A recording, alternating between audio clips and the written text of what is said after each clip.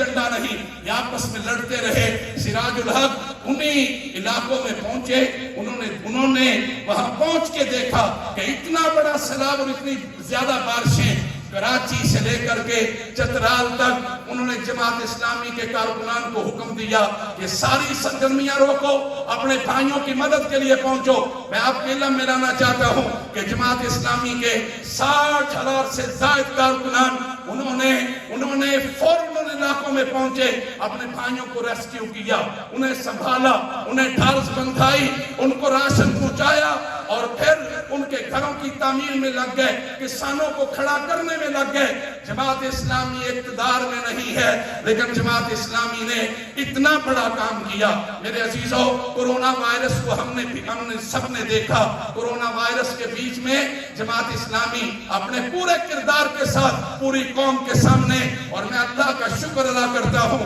کہ جماعت اسلامی کے پاس ایک نظام ہے، اس کے پاس الحمدللہ ایک ڈسپلن ہے، اس کے پاس میرے دوستوں آپ کی امانتوں کو یاد رکھیے۔ جماعت اسلامی کے اندر بھی ایسے ہزاروں لوگ ہیں جن کو اللہ نے مال دیا، میں ان کا تذکرہ نہیں کرنا چاہتا، وہ اپنا سالانہ کروڑوں روپیہ اپنی امانتیں جماعت اسلامی کے بجٹ میں دیتے ہیں۔ جماعت اسلامی کا غریب کارکن بھی اپنے گھر سے اس ساتھی کو نہیں بھول سکتے کہ جس کو حکم ملا کہ سیلاب کے علاقوں میں پہنچو، ایک مزدور جماعت اسلامی کا ورکر، اس کے پاس کچھ نہیں تھا، اس کے ہاتھ میں موبائل تھا، اس نے موبائل بیچا، اسی سے پیسے لیے، اور انہی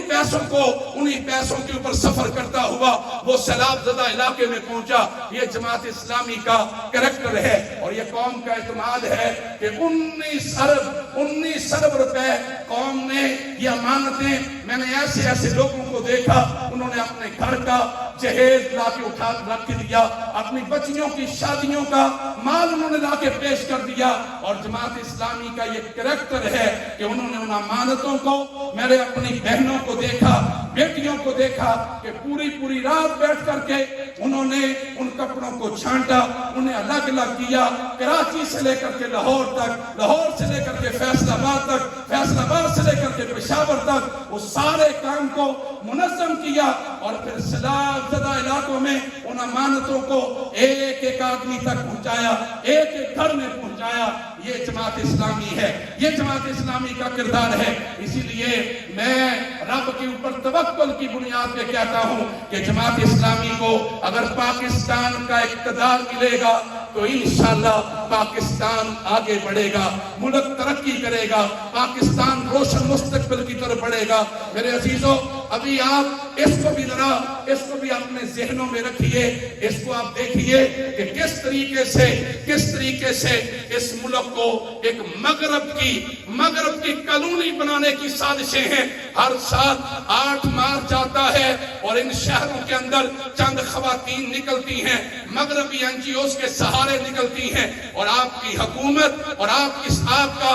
کی اشرافیہ ان کی پشت پہ کھڑی ہوتی ہے، اور پھر میرا جسم میری مرضی کے نعرے لگتے ہیں، پھر اسلامی شاعر کی توہین ہوتی ہے۔ آپ دیکھ لیجئے اس فتنے کے مقابلے میں جماعت اسلامی، اس کی ہزاروں خواتین 8 مارچ کو نکلتی ہیں اور وہ کہتی ہیں کہ ہماری عزت، ہمیں اس عزت اسلام نے دی ہے، ہم اپنے والدین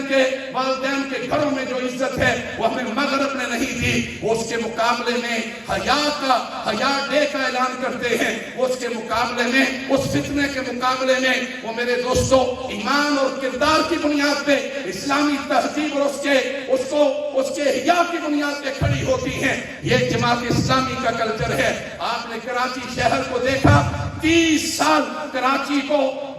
میرے عزیزوں بوری بند لاشیں، اور وہاں فائرنگ، وہاں قتل، وہاں لوگوں کی زندگی اجیرن، اور آج 30 سال کے بعد کراچی کے لوگوں کو پھر سے ذرا آزاد چھوڑا گیا۔